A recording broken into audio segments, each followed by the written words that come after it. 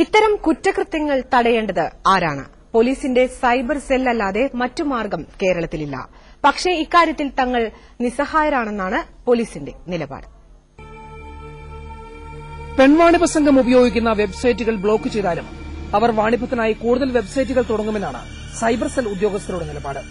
പിന്നെന്താണ് ചെയ്യുക? ഇത്തരം സൈറ്റുകൾ ഉപയോഗിക്കാതിരിക്കുക എന്നതാണ് സൈബർ സെല്ലിൽ ബന്ധപ്പെട്ട ഞങ്ങൾക്ക് ലഭിച്ച മറുപടി. ഹലോ, ഇവിടെ നെറ്റില് നമുക്ക് കാറിന്റെ ഒരു കമ്പനിയുടെ സെർച്ച് ചെയ്തുകൊണ്ടിരിക്കുന്നു. അപ്പൊ ഈ ഇതിൽ എസ്കോർട്ട് നമ്മൾ അടിച്ചപ്പോ ഒരുപാട് എസ്കോർട്ട് ഫീമെയിൽ പെൺവാണിഭ സംഘത്തിന്റെ ഒരുപാട് നമ്പറുകളുണ്ട്. അത് എസ്കോർട്ട് ഫീമെയിലിനോ അല്ലെങ്കിൽ എസ്കോർട്ടിന് മാത്രം വെറുതെ സെർച്ച് ചെയ്താൽ ഗൂഗിളിൽ സെർച്ച് ചെയ്താൽ ഇഷ്ടം പോലെ കിട്ടും. ആ നമ്പറിൽ നിന്ന് മിസ് കോൾ അടിച്ചപ്പോ ആ നമ്പറിലേക്ക് അവർ തിരിച്ചു വിളിക്കുന്നു, കുറെ മെസ്സേജുകളൊക്കെ അയക്കുക. ഈ സൈറ്റുകളെ കുറിച്ച് നമ്മളൊരു അന്വേഷണം നടത്തിക്കൊണ്ടിരിക്കുകയാണ്. ഒരു സൈറ്റിൽ നിന്ന് നമ്മള് ഇതേപോലത്തെ സൈറ്റുകളെന്ന് വെച്ചാൽ അപ്ലോഡ് ചെയ്യുന്നത് നമുക്ക് നമ്മളെ കയ്യിൽ നിൽക്കുന്ന കാര്യങ്ങളല്ല. അപ്ലോഡ് ചെയ്തുകൊണ്ടിരിക്കുന്നു. പക്ഷെ ഇത് വെച്ചിട്ട് നമ്മൾ ആൾക്കാരെ ലോക്കൽ പോലീസ് ആൾക്കാരെ പിടിക്കുന്നുണ്ട്. അല്ല, ഈ എസ്കോർട്സ് എന്ന് പറഞ്ഞ് ഒരുപാട് സൈറ്റുകളുണ്ട്. സൈറ്റുകളിൽ ലിങ്കും ഉണ്ട്. ആ ലിങ്കിൽ കയറി കഴിഞ്ഞാൽ ഒരുപാട് കിട്ടുന്നുണ്ട്. സ്ഥലത്തും മൊബൈൽ നമ്പറുണ്ട്, യാഹു മെസ്സഞ്ചർ ഇത് വരുന്നുണ്ട്. ഇതിപ്പോ ഈ മൊബൈലിലേക്ക് മെസ്സേജ് ഒക്കെ ഇട്ടുകൊണ്ടിരിക്കുക. കേരളത്തിൽ എവിടെയാണെങ്കിലും വേണമെങ്കിൽ എവിടെ വേണമെങ്കിലും ആളെ കിട്ടും.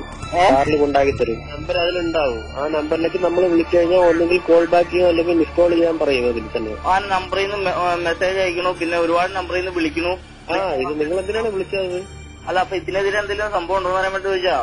ഇതെന്ന് വെച്ചാൽ ഇത് മാക്സിമം നമ്മളിത് യൂസ് ചെയ്യാതിരിക്കാനാണ് ശ്രമിക്കേണ്ടത്. ഇടത്തരം ലോഡ്ജുകളിലും വാടക വീടുകളിലും റെയ്ഡ് നടത്തുന്ന ലോക്കൽ പോലീസ് വൻകിട ഹോട്ടലുകളിൽ തിരിഞ്ഞു നോക്കുക പോലും ചെയ്യാറില്ല എന്നാണ് പൊതുവെയുള്ള ആരോപണം. എന്നാൽ സെക്സ് സൈറ്റുകളുടെ ഉറവിടം കാനഡയായതുകൊണ്ട് തന്നെ നിരോധിക്കാൻ കഴിയില്ലെന്ന് കൊച്ചി സിറ്റി പോലീസ് കമ്മീഷണർ പറഞ്ഞു.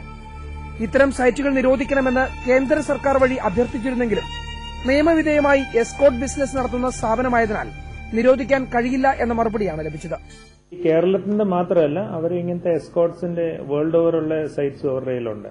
അപ്പൊ അതിന്റെ രജിസ്ട്രേഷൻ നമ്മൾ നോക്കിയിട്ട് കാനഡയിൽ നമ്മൾ ഗവൺമെന്റിന് അത് അയച്ചു കൊടുത്തിട്ട് പക്ഷെ അവരുടെ നിയമപ്രകാരം ഒരു എസ്കോർട്സ് എന്ന് പറഞ്ഞാൽ അവരുടെ ആ നിയമപ്രകാരം അത് ഒരു ബാൻഡ് കാറ്റഗറി വരത്തില്ല. കുറെ നാളായിട്ട് ഇങ്ങനത്തെ സൈറ്റ്സ് വാച്ച് ചെയ്തുകൊണ്ട് നമ്മളൊരു കൊച്ചി സിറ്റി തന്നെ ഒരു 3 കേസ് അടുത്ത കാലത്ത് ഒരു ഫിലിം സ്റ്റാർ ഉൾപ്പെടെ നമ്മൾ ആൾക്കാരെ പിടിച്ചിട്ടുണ്ട്.